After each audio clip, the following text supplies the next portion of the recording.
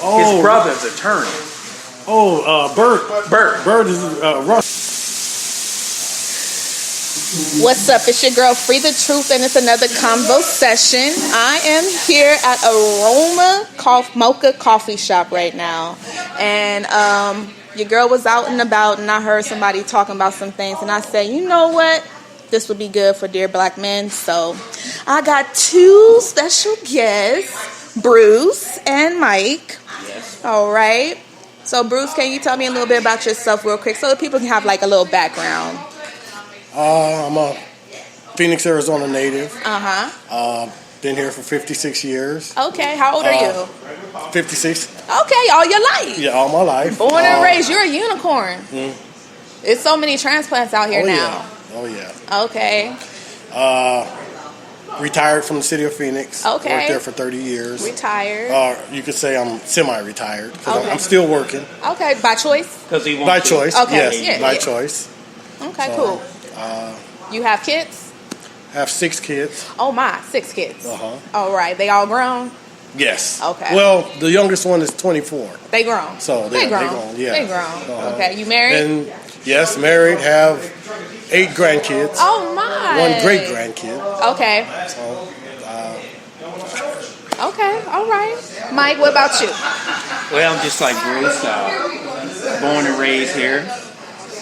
55. I'll be 56 August 16th. Worked for Arizona Public Service for 35 years. I retired the 17th of last year, of Okay. August. Worked Congratulations. there. Yes. 55 and 35. Okay. So that was the plan. It worked out good. I'm glad it worked out. Yes.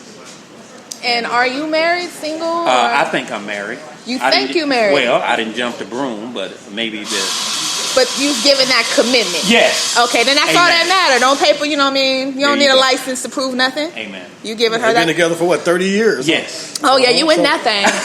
So, Yeah, you in that thing. You in that thing. Okay. So y'all, I would say that you guys are very experienced and seasoned in life when it comes to relationships, right? Yeah, I think so. Yeah. Yeah? Yeah. Yeah. So what do you guys think is the biggest difference between when you first started stepping out into the world, dating and frolicking and all those things, to now? Because you have children and grandkids and...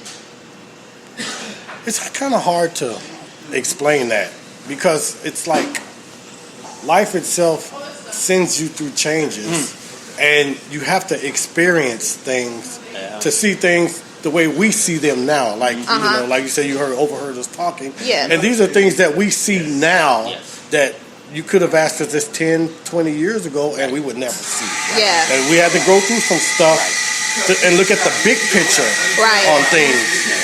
You have to basically almost be on the outside looking in to understand things. Because Okay. when you're inside, you only see things your way, and that's one way. So, you know, you have to be able to step back and take a look at the situation from there. That's why I say you have to be on the outside and look in and look at the big picture. Not just between what's going on right then and there, but you have to look at the whole thing in broadly. So. Okay. Where Okay. you was a little selfish, and me and Bruce been knowing each other damn near all our life. So, and then you have a partner, other partners that you can talk to now, and you don't feel that macho thing. Yeah. Right. What's going on in your life? And then at the same time, we basically have been going through the same things, you know, at this point in time in our life. Yeah. You know what I mean? We didn't change from what we talk about. now it's about making yourself comfortable and communication and having this and little things, just sitting there with your loved one and enjoying a movie and all of that, or walks or something where you used to try to get out of the house or run, you know. Right. Want to go hang out with the boys and this and that. Yes. And like that was more important then. Yes. So how did you guys meet your wives? Well, I met mine in high school. And me too. Okay. Actually, mine I've known since we were in 4th grade together. Okay. We went through grade school together. We never dated then. Yeah, Didn't yeah. date in high school. But as life went on, we kind of came back around. And with mine, I always had something for her. Yeah. She always had something for me. Yeah. We just never hooked up. Right. Okay. So then, like I said, after going through certain things in life, and I even thought one day, I wonder what, my wife's name is Loopy, I wonder what Loopy is doing nowadays. Yeah. And lo and behold, she even thought the same thing about me that found out later. But it just so happened that in months to come, when I was divorced and stuff, that we ran across each other again. And then we finally got together, and I've been together ever since. Right. You know? And that's kind of what we did in high school. You kind of little puppy love but you still wanted to go find out about the world. And right. When she finally told you that's enough, and she was educated, going to college and doing this, and I said, man, I'm about to miss out on this and doing some stupid stuff. And that's when I started, because of her, I started growing. Then That's I wanted awesome. things. I wanted things, and then I wanted things for her. And no matter what, when she comfortable, it's not like it. It is nothing like it. Now, I assume that y'all was going to say that y'all met your booze in school. Right. This is like the biggest difference that I see between when you guys were dating and what's going on now. Right. Like, we have no background with the people that we are meeting. Right. You know what I mean? So we're not really fully, like, Right. knowing who we're involving ourselves with. Right. You know what I mean? Like, you've seen her go through her phases in life and rooming hood and all these things, and you've seen her with the pimples, and you know what I mean? Like, you went through the transitions and developing her family, your family, right? Right. And I understand what you're saying, because you're meeting somebody that's brand new, that you have nothing, anything about. Nothing. Yeah. And that, I guess that's kind of hard, but at the same time, you have to remember now, we did that same thing too. Yeah. We met other people too. Right. But when it came down to it, this is what we reverted back to. Yeah. It's like, look, okay, I remember this person. I remember what that person was about. Right. That's what I want in my life. Right. So, we're 50-something years old. So it took us up to this point to finally realize that. You know what I mean? So when you're in your 20s and 30s, you're not thinking along those lines. And you're just trying to find somebody and say, okay, I think this person's for me, that person for me. Right. But after life goes on, you look at the big picture and you're like, this is what I really want for me. Yeah. And I know that person had it. So let me try to see what that person's up. Hopefully they're not with somebody or married, and maybe there might be a chance. And fortunately for the both of us, it worked out that way. Yeah. I mean, and that's why you see too nowadays what they call mixed families. Yes. You know what I mean? Yes. Because see, people go on, they do their things with early in their life, but then they meet somebody that they can be true with, but that other person still has their family too. So then you come together, and that's how you get mixed family. Yes. Okay. Yes. So I didn't mention, like I said, I had 6 kids, but 3 of the kids are mine, 3 of the kids are hers. But we did raise them together. When me and her got together, I think our oldest kids were both like the Brady Bunch. True story, the Brady Bunch. My oldest son and her oldest daughter were the same age, and they were both like in 7th or 8th grade. Now they're all grown. I had a boy and a girl.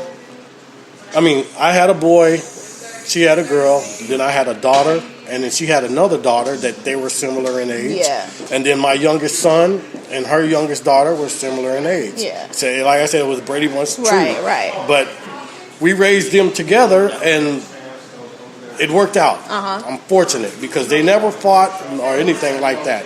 But like I said, the big picture is like it took us to go our own way and then come back. So like in your case, like you said, it's hard to find somebody because somebody's so different, but you have to experience that in life to see and know what you really want in a person. Yes. Yes.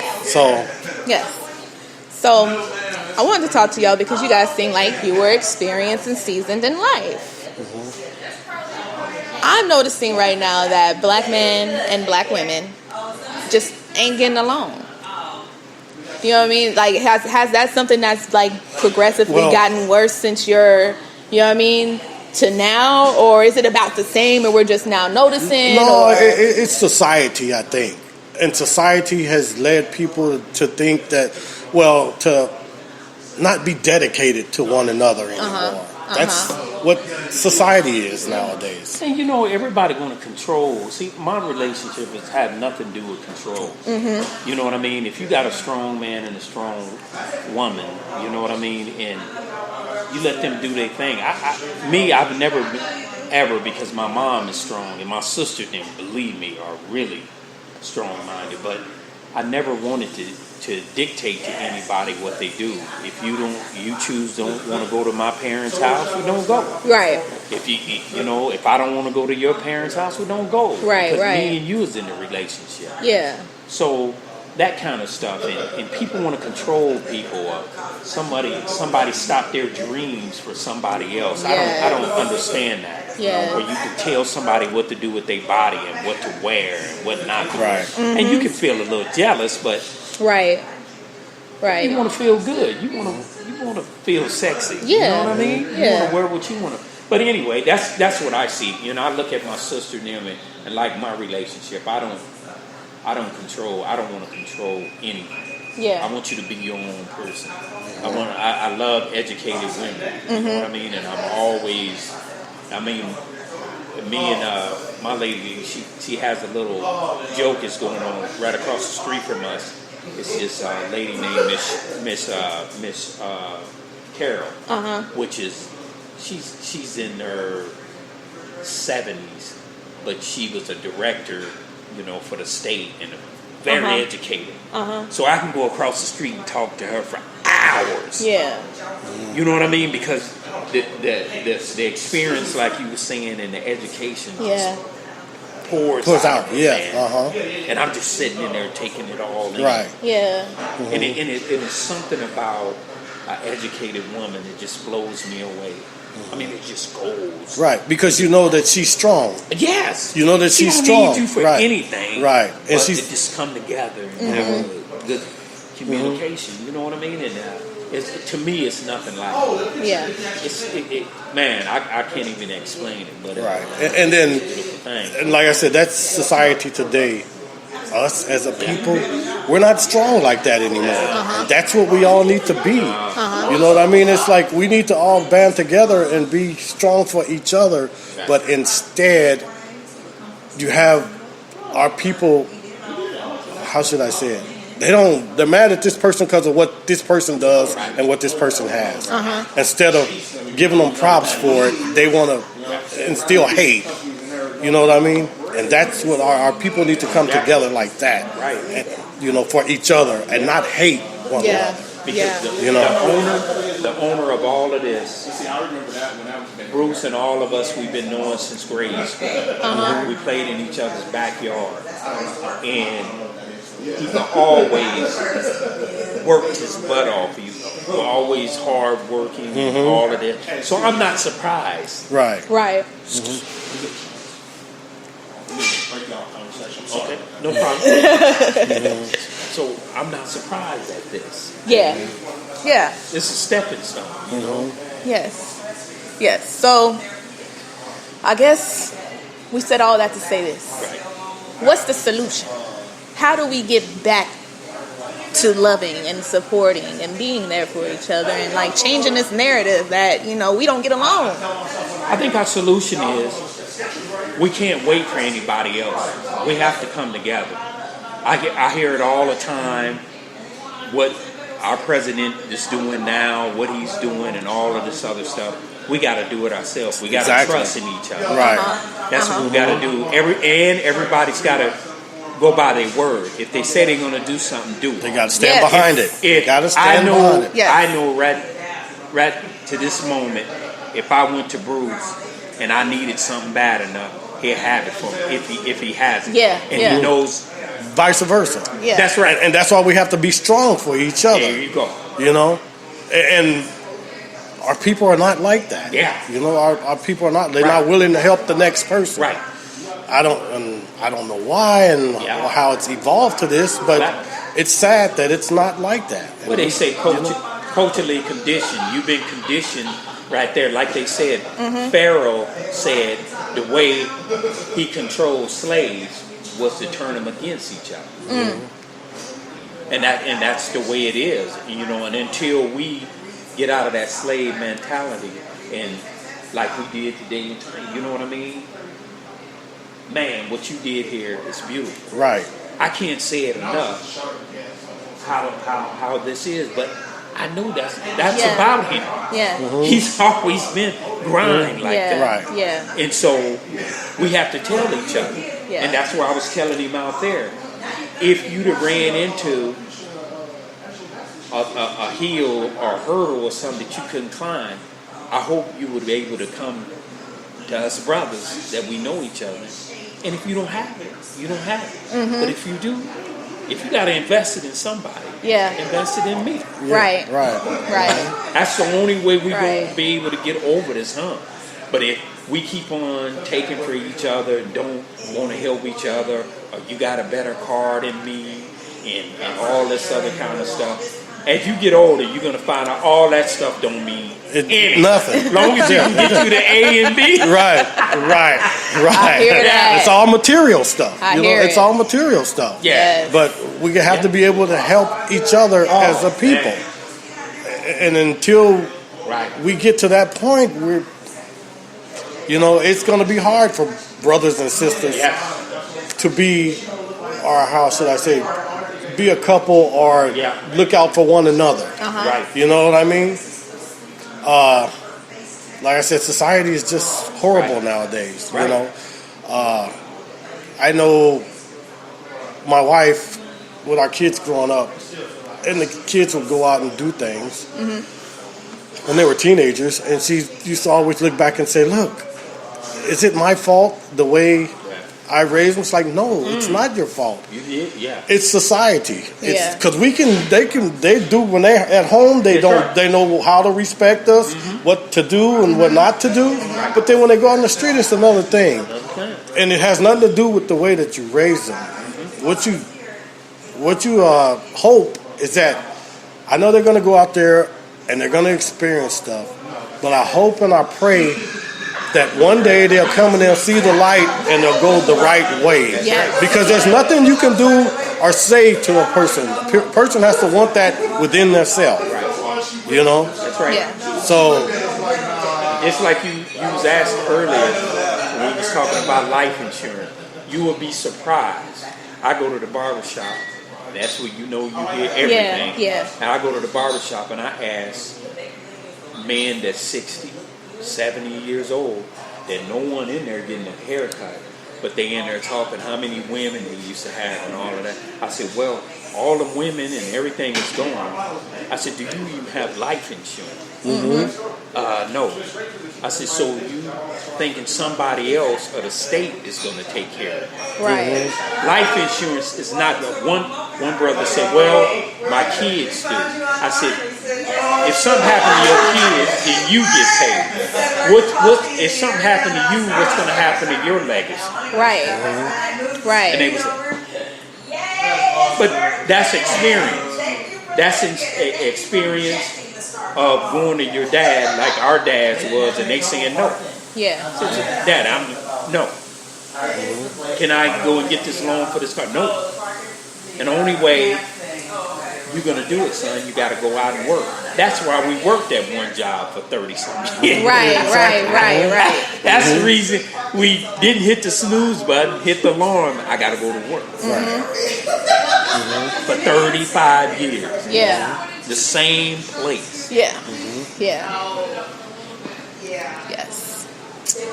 Well, thank you, gentlemen, for having this conversation with me. I'm introducing this idea of Dear Black Man based on the part of, I feel like it's time for someone to take accountability in the situation and introduce the necessary conversations for us to start getting back together, because it's a lot of hurt. it is. It's a lot of hurt. Yes, it is. Pretty much that's all it is. Everybody hurt, and we feel like, it's everybody else's fault, but nothing's going to get better until we take accountability. Exactly. So, dear black men, I love you. I support you. And I'm doing this for you. Convo Sessions with Free the Truth. All right.